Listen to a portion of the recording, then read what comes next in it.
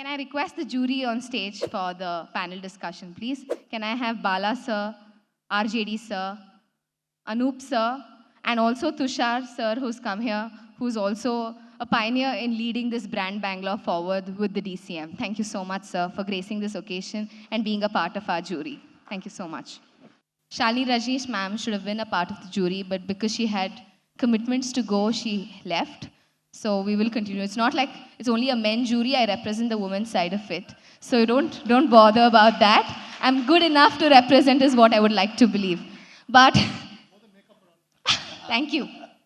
So if I just have to say how I feel about today, I just feel like it was a dream one day, a vision one day. We tried to put it into action.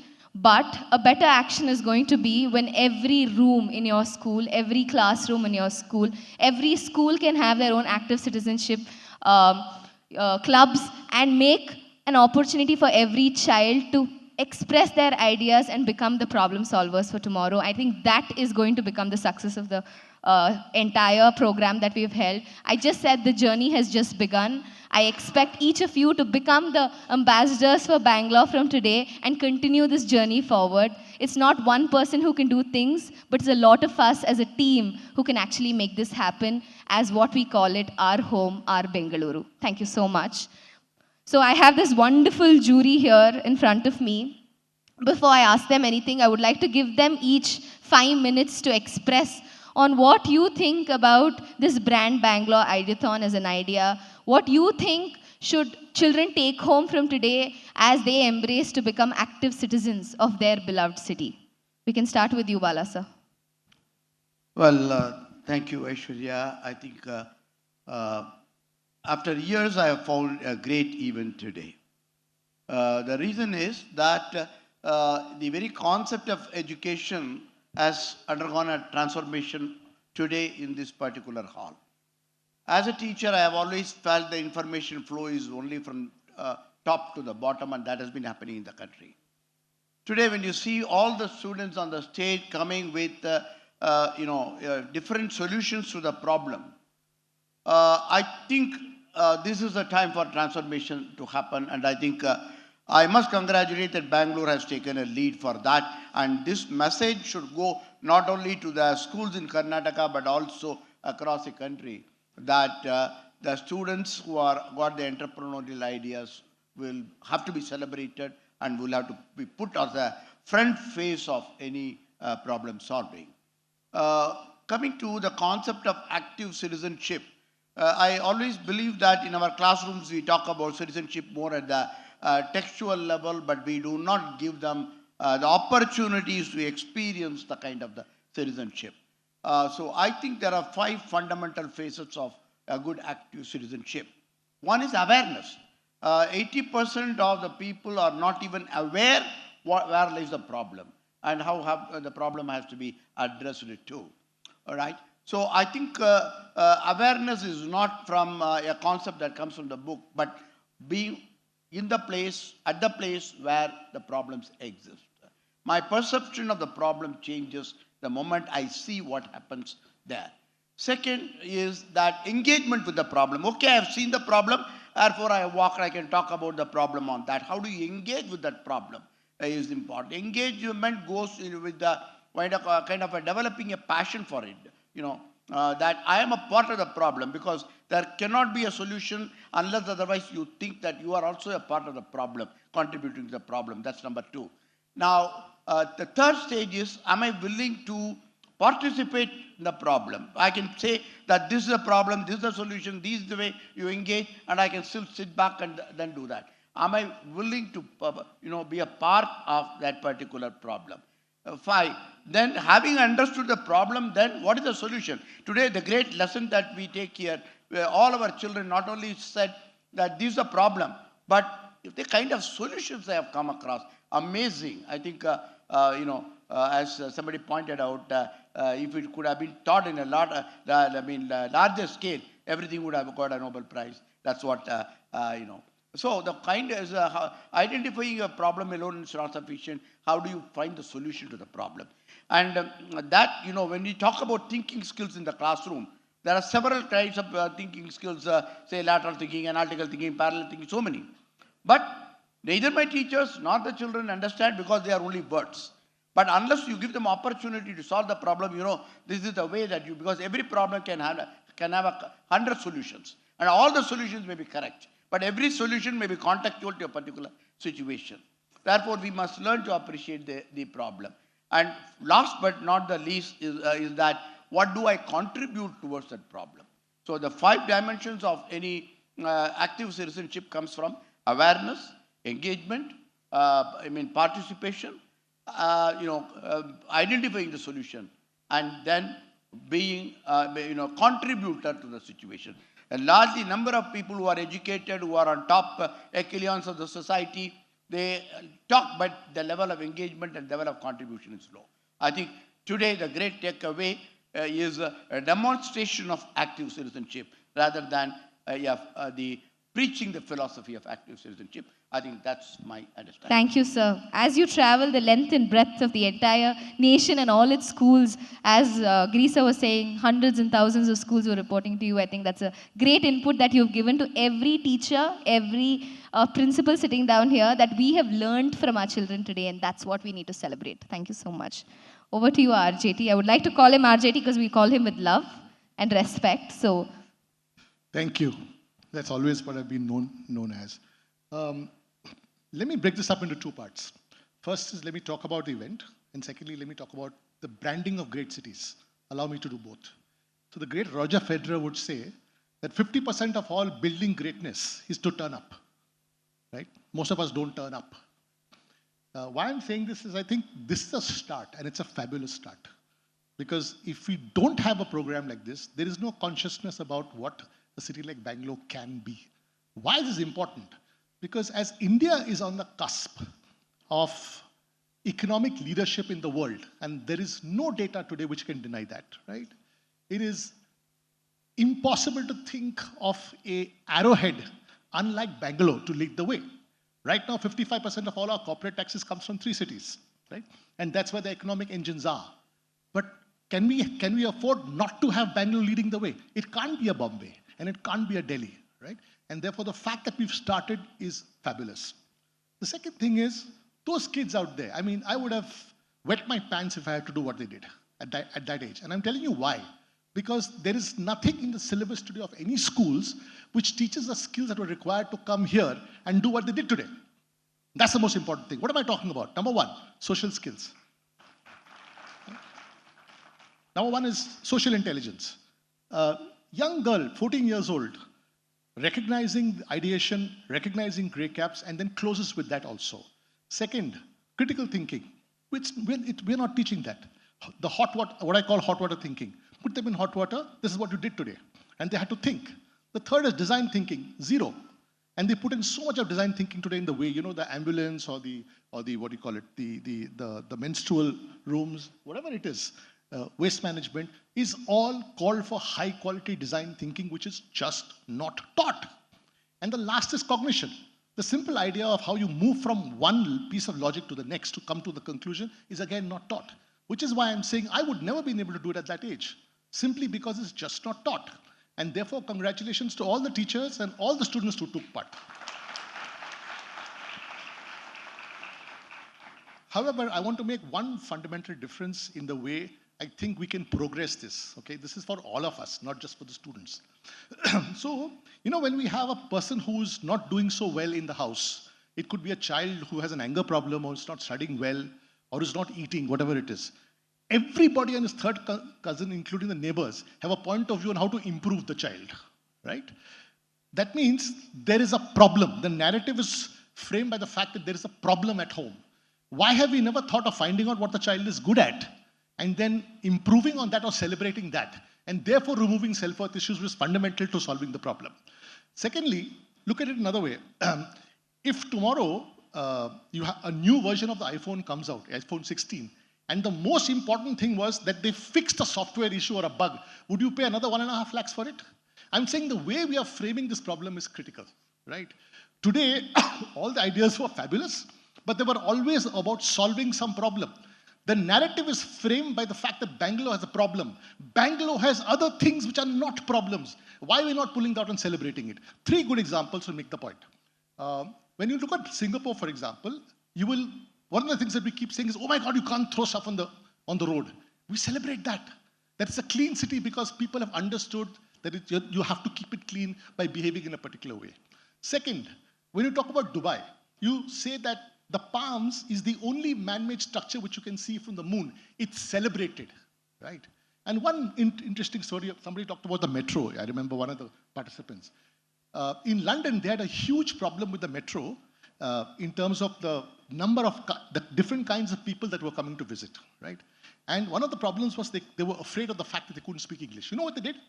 They just got all the attendants in the platforms to have flags of the languages they spoke. So nobody had to ask anybody anything.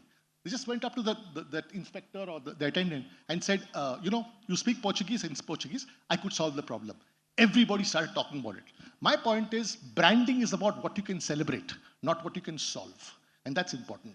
I think when we are moving this forward in the next years, I think let's talk about finding stuff which we can celebrate. Everybody starts talking about it, right? I'll just move to the second part, which is how do these great celebrations happen? Am I running out of time? Okay. I think there's a study done some time ago by Interbrand. It was about branding great cities. And I remember the question that was asked was, if somebody from Mars were to land on planet Earth, which is a city they would choose? Cut a long story short, most people said New York. But why? Simple thing. Think about this. Do you know how many languages are spoken in New York City every day? Take a guess. Wild guess. How many languages are spoken every day in New York City? 184. Right? A place like Bombay, which we consider big and celebrate worthy, 42% of the people still speak Marathi. And the rest is Gujarati and Hindi, right? Maybe 5 to 6 languages, right? But 184. I'll conclude with this. When is the day when you're coming to where Bangalore will be able to invite the talent, the visitors at the capital that will speak 184 languages? Thank you very much. I would like to say the journey has just begun. We should get there and celebrate that soon. But I want to make a point that you spoke about syllabus. I would like to appeal to every teacher sitting down here, every principal sitting down here as an educator, saying that no syllabus and curriculum should stop us from implementing and exciting and creating that curiosity in the children to think. Because even we are in an era of chat GPT where we're not asking answers, but we're asking right questions. So if we don't give them the opportunity to ask the right questions, they'll never be able to solve them. So we have to start, and no syllabus and no curriculum needs to stop us from doing that. Thank you for that lovely input. I'll move on to Tushar sir, who's actually on the ground, on the reality, trying to make brand Bangalore happen with all the strength, with all the wisdom that you have, sir. So what do you think our children should take home, and what is that ground reality that we need to understand? So Tushar sir is... Okay, I am Tushar. I am Chief Commissioner of BBMP. So thank you very much for inviting. The question was, how is this Ideathon, and what event you have organized? I will go for a brief context. Sir has told a lot about citizenry, and Sir has also talked about how good is this event. If I sum it up all, citizenry means right to question, then right to be heard, and then right to participate.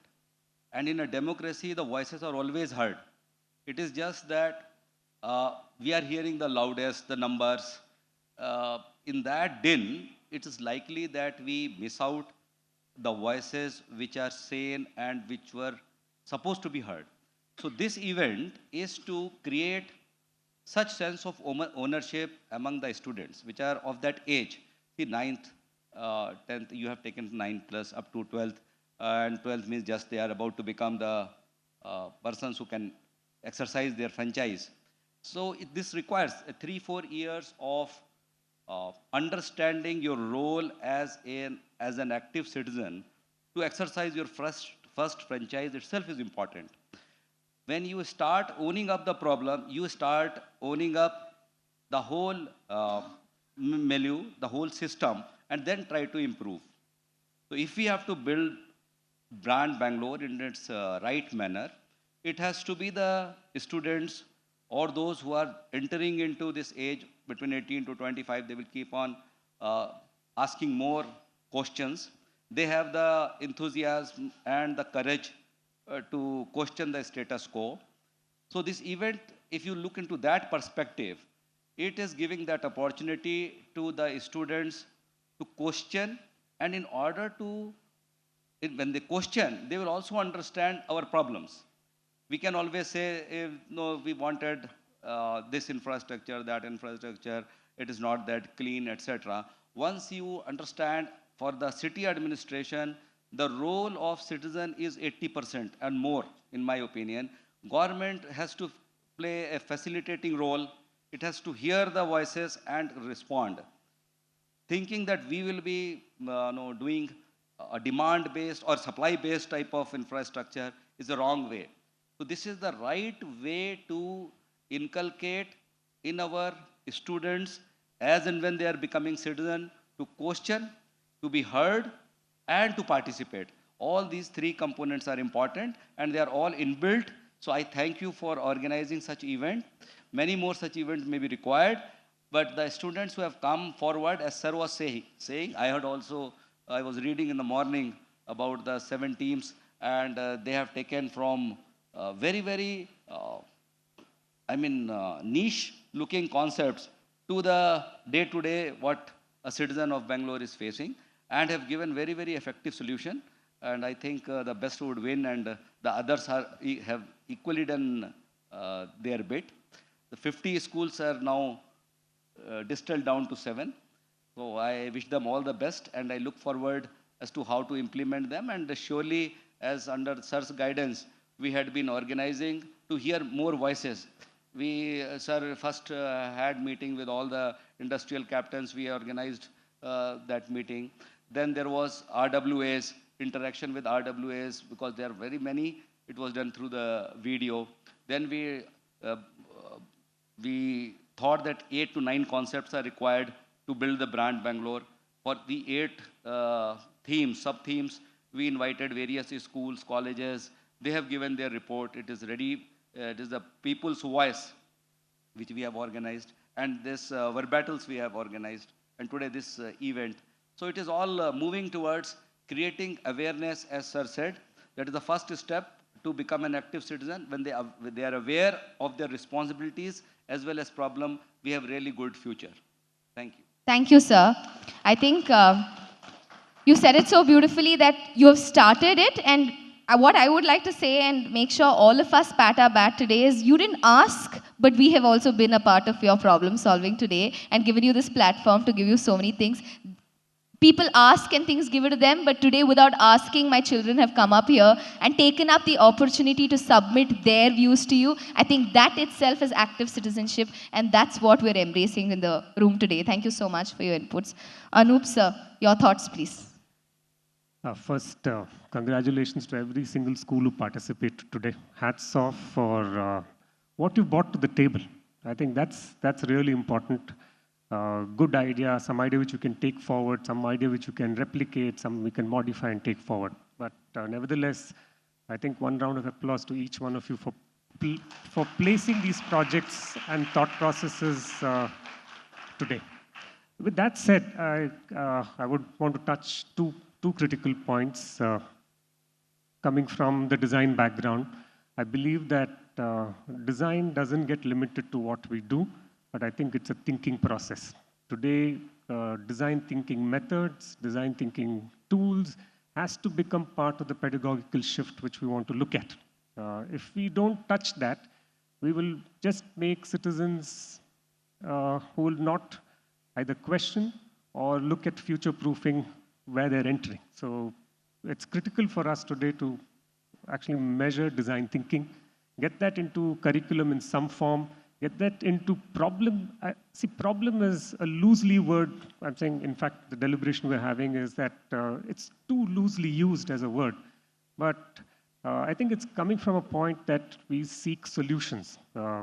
And more than anything, this group, which is now, I would say, 16-year-olds who become active citizens, need to hold the right to actually start future-proofing the city.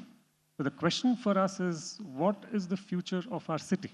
Can I look at 20 different ideas which speak about the future of the city? Some conversations were around, is this city looked at as a sponge city? Can I look at the city as, can I look at this as a slow city? Because things need to be there. Can I look at this as a city for the culinary, right?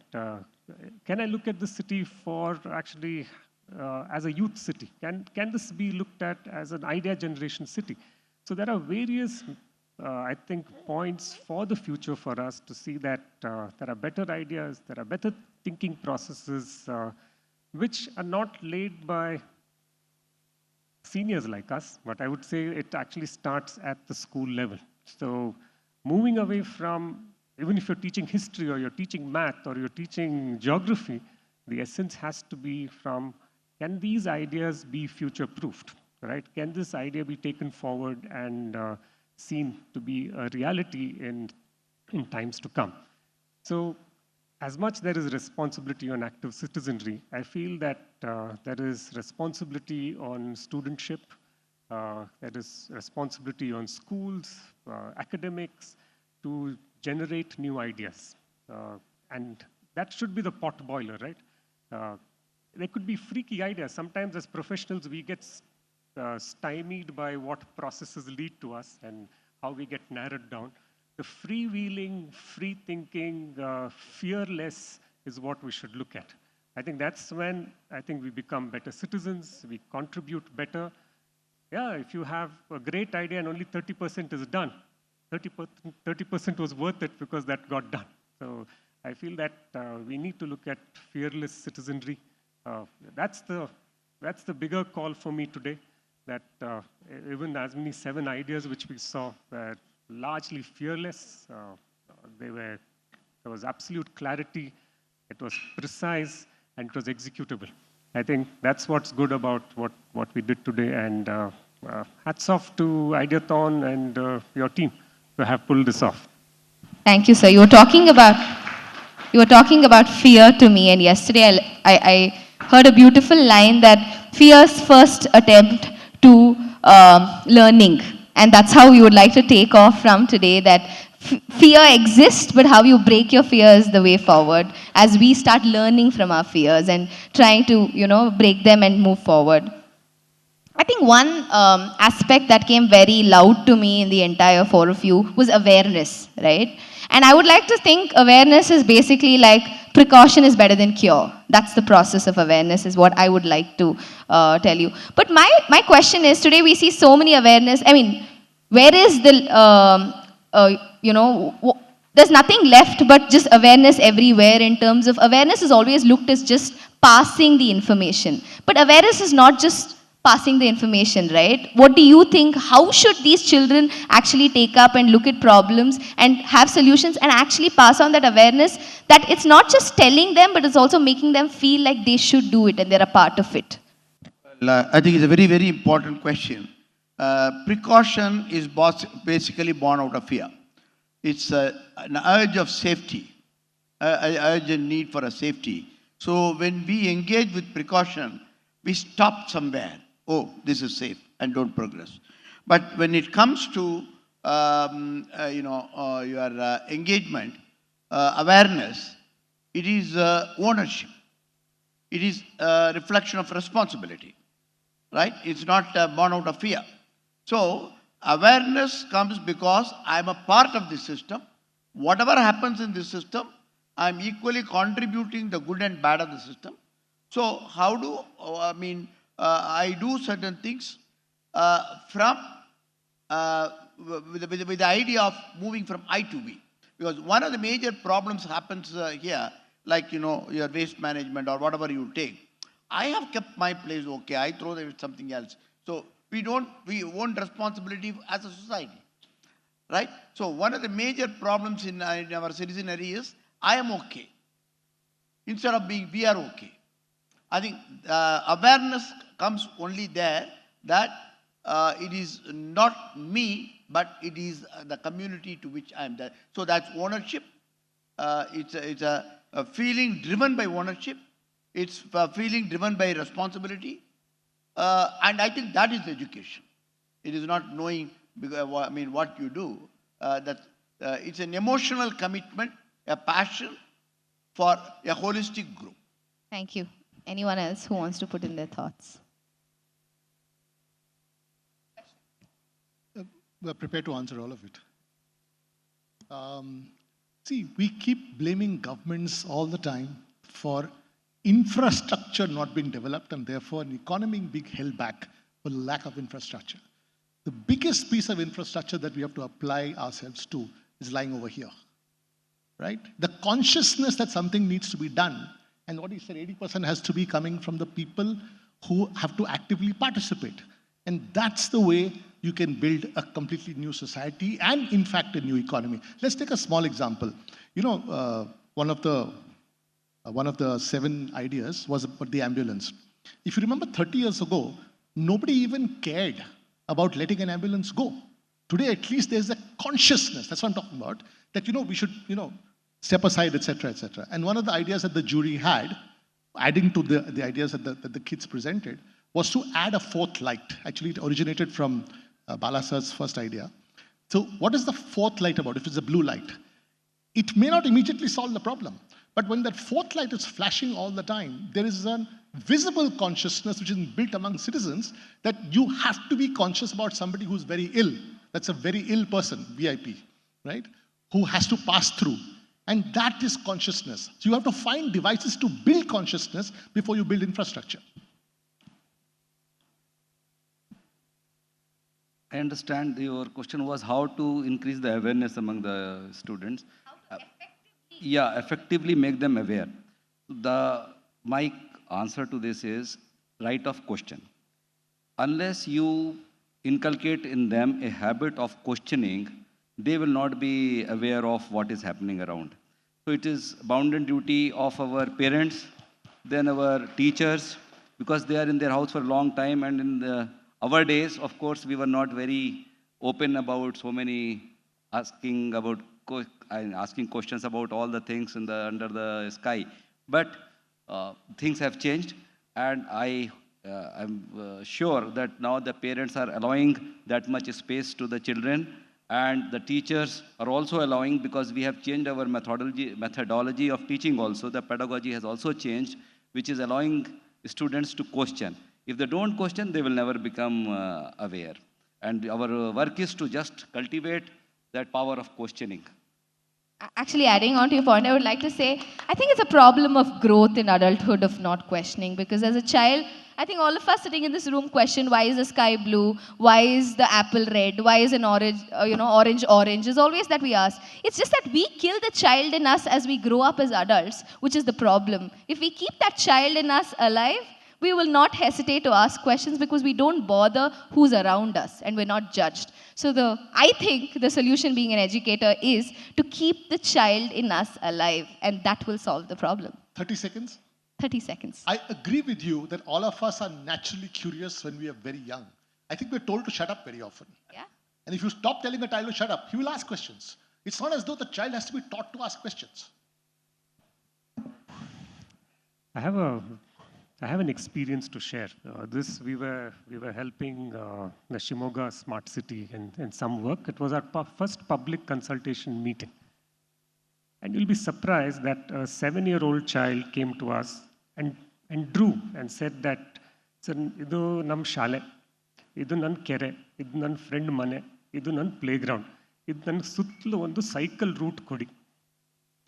You imagine the participative sense of the child to be aware of what he wants, right? And in a public forum. So one is how open we are. And I think that was the aha moment for me in that meeting, because the child had accountability, responsibility, and vision for what he thought was right for the place where he was living. So I think that is part of what you're talking about, open conversations, right? There is no good or bad, but as long as we maintain open conversations, I think then great ideas get formed. And this also comes from another dimension, because if you're not empathetic, most often we dilute this business of empathy But if you take all the 7 projects which we've seen today, are driven by high empathy. And empathy is the key, right? If you kill empathy, I think most of what we're going to talk is just going to dissipate and disappear. So I think the bedrock for what we have to do, empathy for your city, empathy for yourself, empathy for your neighbors. Empathy is just which connects all of us across the place. As you talk about empathy, I feel like we misunderstand empathy saying that we tell someone saying, I know how you're feeling, but it's actually telling them, I know I'm there for you, and whatever you're feeling, we're there to support you. That's more empathy than to just say, I know what you're feeling, because we really don't know how someone else is feeling, but we're actually standing by them and saying, whatever you're feeling, we're there to support. And if I'm right, that's empathy, and that's what we want to take forward. My next point of discussion is, today we're talking about brand Bangalore, right?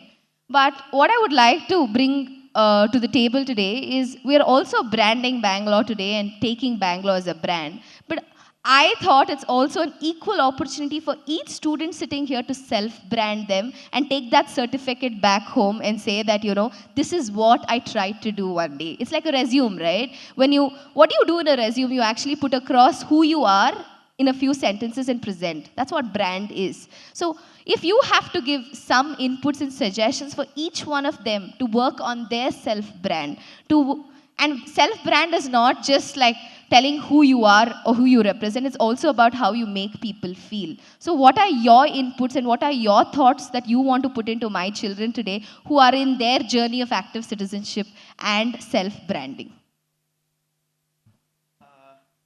Basically, every child should brand that I am human and I am humane. Right? If you are not human and if you are not humane, doesn't matter whether you are a doctor, engineer, whatever it is there. I think the whole problem, empathy, which you talked now, is born out of the being humane. Right? And I think we have entered into a world of not only material consumerism, but we have entered into a world of emotional consumerism, right? And therefore, we are getting divided from the family system, joint family system to the, being a small family. Now, even as individuals, we are breaking down. That is the irony. I think the time is ripe that we make through our education system more good human beings and humane human beings.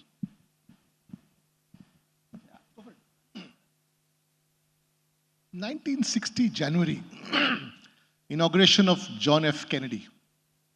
I don't know if you recall one of the things that he said, and it stuck with me forever since I heard that speech. He said, ask not what America can do for you, but what you can do for America and the world to make it a better place. In this age of, digital consumption, individuality, social media, my biggest fear about telling young people how to brand themselves, because they will take it as something that they need to make themselves more famous and more well-known. But I'm saying, if you convert what John Kennedy said and say that each of you can make a mark in terms of how your city gets better, your world gets better, then not only are you doing a favor to yourself in how you can contribute to your own self-worth, but it becomes like an orchestra of people that are building and converging towards a better Bangalore or a better India.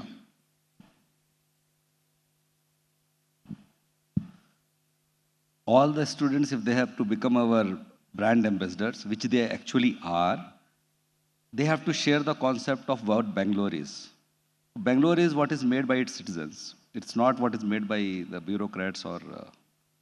So if you see the space or the place which Bangalore has taken in the mind and heart of people is because of its very... People come and say, I used to also ask, people are great here. They accept. So that inclusiveness and the permissiveness which our culture has shown in Bangalore, it has accepted people from all walks of life, from various parts of the country for such a long time. So it has become almost our culture to accept, to treat them equals. We do not discriminate between insider, outsider, or any such thing. So that if our students continue strengthening the positives of Bangalore, which they are truly, because when you are young and small and you are a child and growing up, you are the right ambassador and those values are very strongly built, it is later on that you feel some perceived sense of injustice and start deviating. Otherwise, when you are all young, you have a lot of love and empathy, sympathy, everything, care for others. So the students, they are having the highest quotient of all these things, which are the best in Bangalore.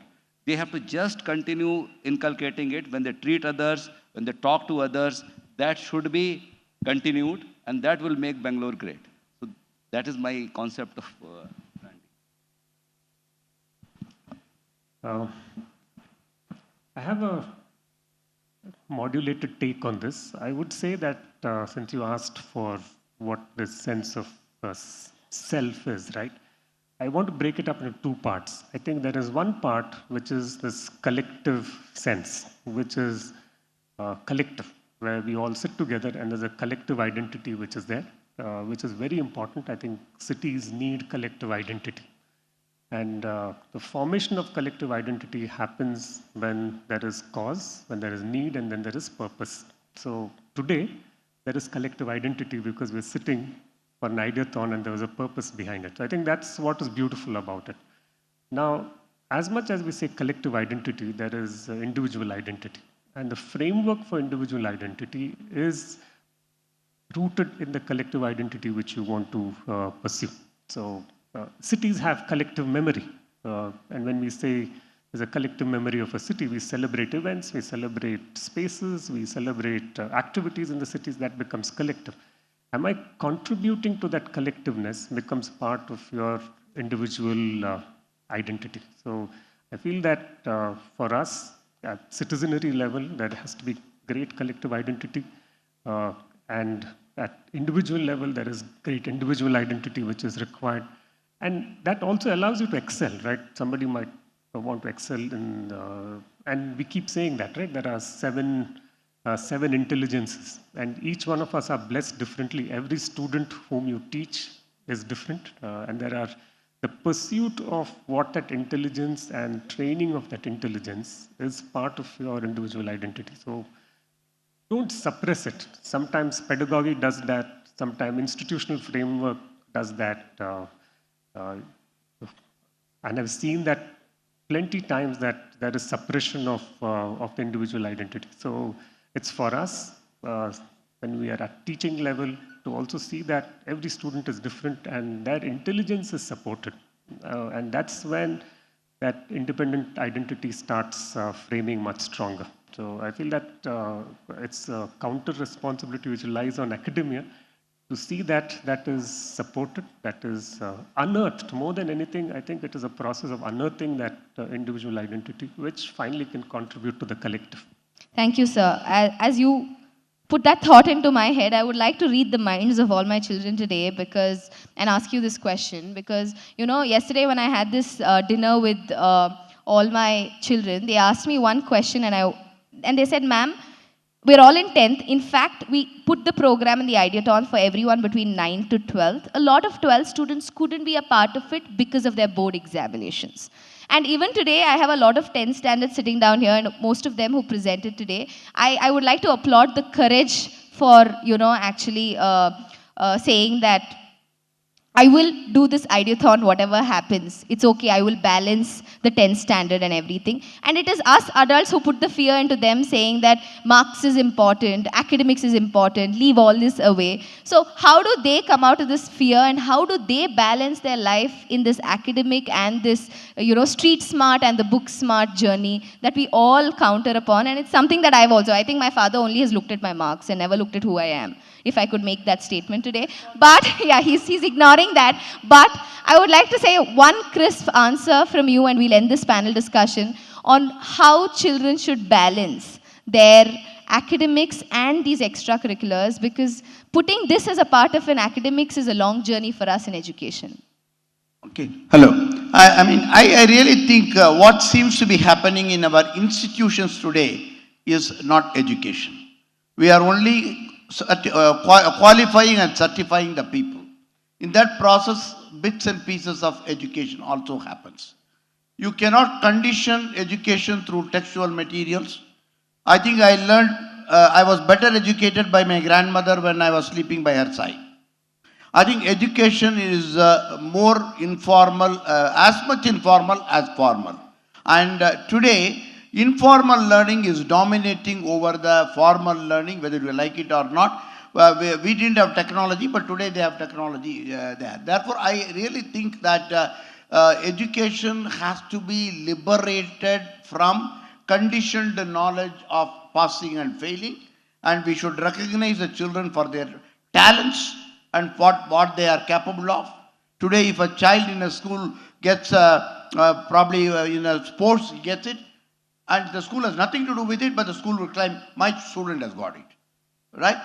Therefore, I think we should learn to celebrate people rather than normalize people. That's my view. Thank you, sir. No. Last question. My time is running out. Very often when I'm speaking to leaderships of companies and also leadership of institutions, education institutions, one of the biggest debate is what is intelligence. Okay. So the problem is, normally intelligence is understood only by your ability to test it, which is limited. And IQ testing today is an industrial age activity. So the way you build cars in 100 years ago, that's the way you're testing intelligence. But large parts of what is actually intelligence is left out because we have no way of testing it, right? So EQ, for example, which Daniel Goleman spoke about 30 years ago, is still a vague concept. Governments like Singapore have taken it up and started actually orienting children EQ from class 1. That's important. So the variety of intelligence is what we're to first look for. Then you can ask a child to go and explore.